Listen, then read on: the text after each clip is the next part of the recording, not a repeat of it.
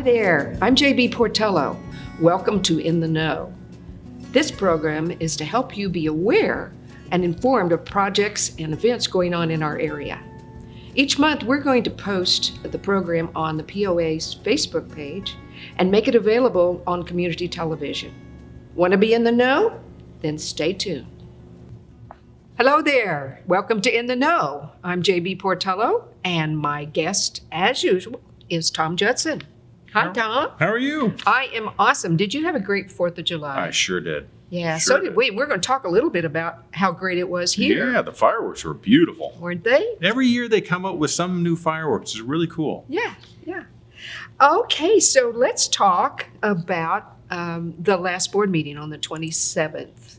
What happened? Well, we had a number of people that were recognized for the celebrating success. We always want to reinforce positive behavior and really recognize those people that are going above and beyond.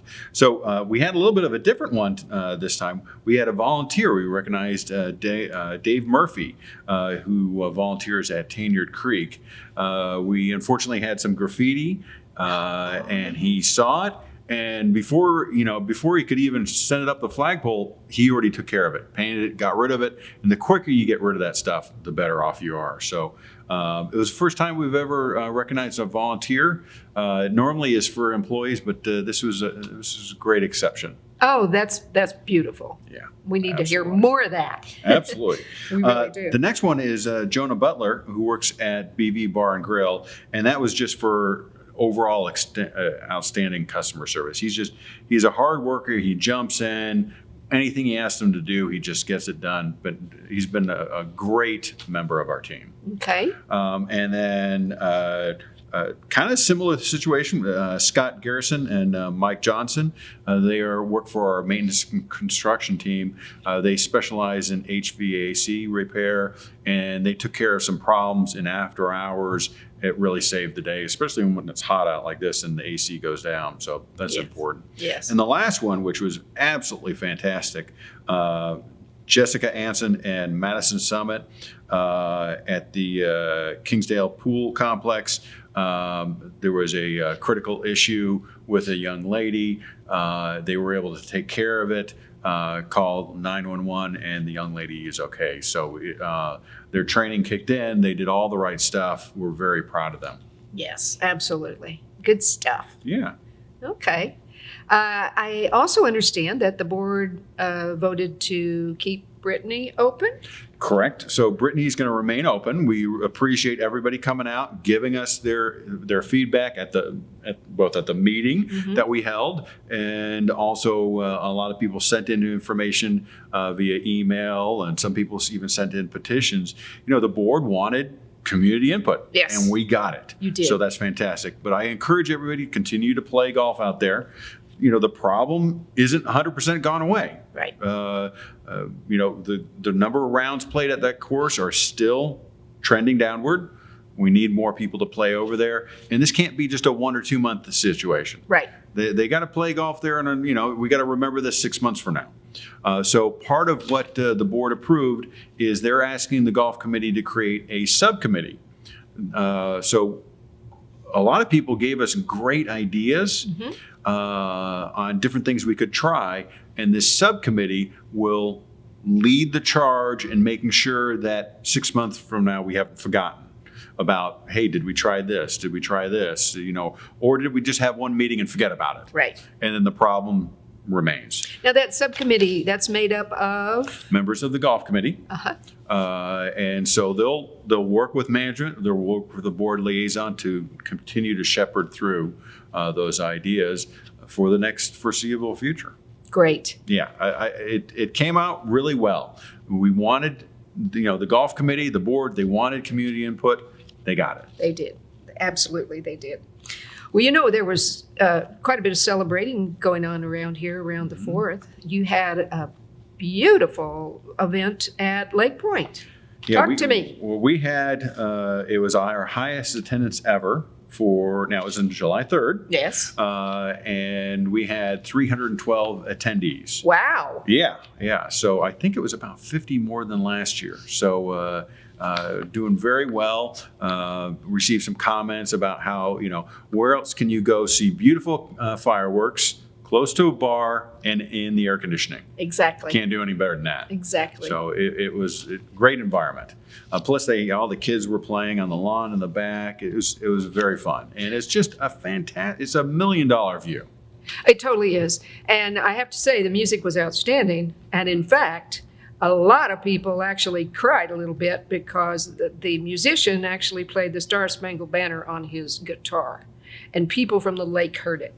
Fantastic. So it makes you cry. Yeah. And then the fireworks went off. It was wonderful. Yeah. Really It was beautiful fireworks. And the food was really good too. Fantastic. Yeah.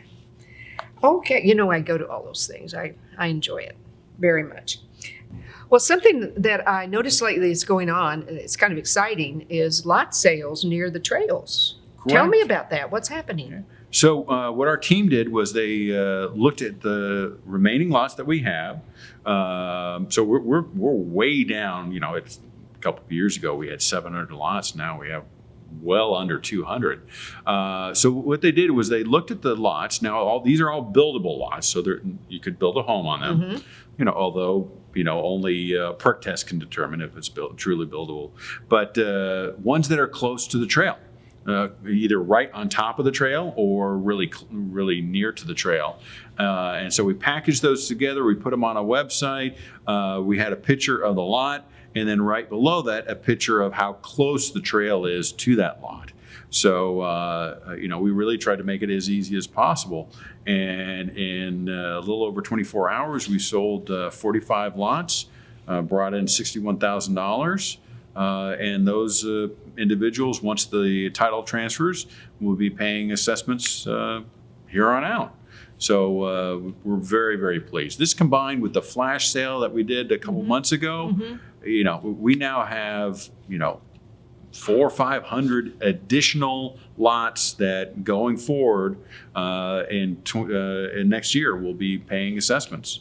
So that's just fantastic. So are these lots both on the back 40 and the new 11 minus 2 under trails? Yeah, they're all over on any portion of the trails. Okay. Yeah. Okay. Yeah. Just but they curious. really, the team had to go through and scour through and, okay, exactly where is this lot in relation to the trail? Is it on the trail? Is it by the trail? Or is it not even close at all? Right? Yeah. So they had to put a lot of time and effort into it.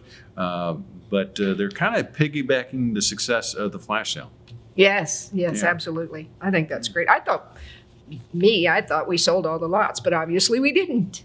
Well, we held on to ones that are buildable. Yes. And so, right now we're selling them at, $1,400 a piece, which is much higher than what we were getting for the flash sale. But remember, the flash sale, we were selling ones that we felt were unbuildable. Gotcha. Steep slope ones, really small, where we don't think they're going to perk. Gotcha. All right, so I think recently, let's move on to something else that's kind of exciting. The Cooper Community Classic was a huge success, wasn't it? It was a lot of fun, a lot of hard work. A lot of volunteers. There was over 200 volunteers involved. Mm-hmm. So it was just fantastic. So we had 127 golfers, 3 amateurs. Total purse was $120,000. So at the Pro-Am party, they had a silent auction and they raised over $12,000. James Nitties from Newcastle, Australia won. It was very exciting. He was in second coming up to the last hole. He birdied. The other gentleman that had been winning bogeyed. So he had a flip-flop on the last hole. So it was very exciting. And proceeds, all the money goes to the charities, and the charities were Bella Vista Sunrise Rotary, Bella Vista Animal Shelter, Boys and Girls Club of Benton County, Bella Vista Courtesy Van, and Village House. And the Village House. Yes. The Village House, yeah.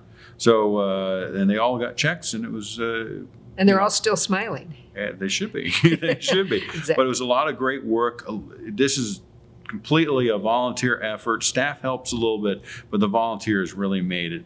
And it's so wonderful, and so many people opened up their homes. Allison and I, we hosted 2 golfers. It was a lot of fun. Yeah. And you know, we hope to host additional ones in the future. Yes, and it was done right here at the Bella Vista Country Club, and it was wonderful. It was a great setting. You know, Highlands was a fantastic setting. This was a really fantastic setting also. Exactly. And everybody had a great time.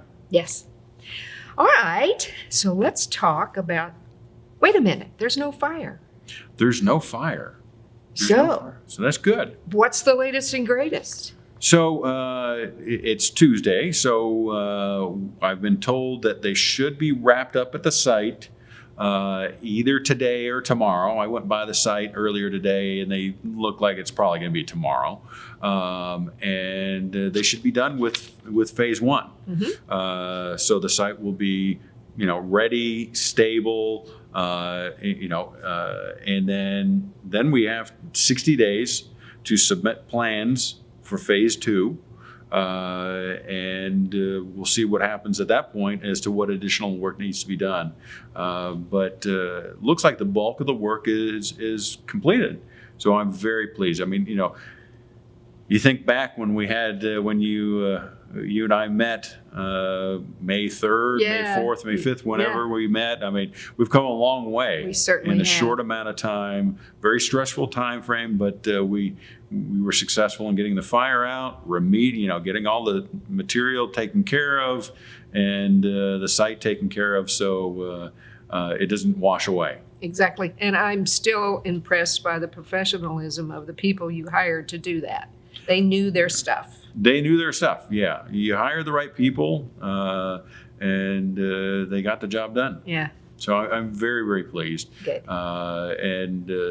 Once they come off site, then we'll be able to assess exactly how much it costs. But it looks like it's going to come out at that $4 million estimate, plus or minus a couple $100,000. Unfortunately, the rain has not helped us. Right. The rain really, it's been an abnormal amount of rain, and we had to pull off the job many times.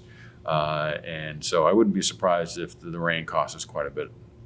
I feel like I'm living in a monsoon place I know. now. It's crazy. But if you get that remediation going, we keep the rain up, it'll grow up really quick. Yep, absolutely, absolutely. So maybe Mother Nature's helping us after all. Yeah. Who knows?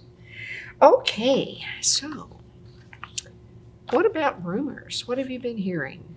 So the one rumor I've heard is, you're aware that we had to close Burkesdale North, the 9-hole golf course, because we found out that the bridge, one of the piers under the bridge, is completely removed from the bridge, and the bridge, you can tell it's sagging. Mm-hmm. And so we heard a rumor, I heard a rumor from a property owner that the board and management have already made up their mind to close Burkesdale, permanently. That's not the case. We've hired Craft & Tull. They're engineers. They've specialized in bridges. They've worked with us on our bridges before. They're familiar with that specific bridge. Mm-hmm. So they've done work on that before for us. So they have all that data. They're going to look at, and they're going to determine, can we salvage the bridge? Can we repair it? And how much? Right. If we can't salvage that bridge, how much is it going to cost to replace the bridge? And in all probability, the replacement will be an arch bridge. You got to go over that. The government's not going to let us go into the stream bed. Mm-hmm. You're going to have an arch bridge. And if we put in an arch bridge, then we're going to have to remove the old one. So we need prices on repair, replacement, and removal. Mm-hmm. We need all those. And so Keith is meeting with Craft & Tull later on this week. We hope to get that information within a reasonable amount of time. And then from there, once we have the facts, then we can develop a going forward strategy. But I don't want to jump to any conclusions. I'm not an engineer. Mm-hmm. We hire an engineer, we hire the right people, let them tell us what we need to do. So nobody should be alarmed by the fact that the message says that the bridge or Burkesdale is closed till further notice, because you don't know when all that can take place. And what we don't want to do is we don't want to guess. Right. We don't want to assume. We don't want to guess. We want to base a decision on facts, and we need to bring in the professionals to tell us what's going on with the bridge. And maybe maybe there's a solution. Right. I don't know. I'm not an engineer. I don't specialize in bridge engineering, but they do. So Bella Vista, stay tuned. No decision has been made. No decision at all. Well, thank you. As usual, I enjoy talking to you, and we get a lot of good information out there to folks. I appreciate it. Yes. So, Bella Vista, until next time, tune in again to In the Know.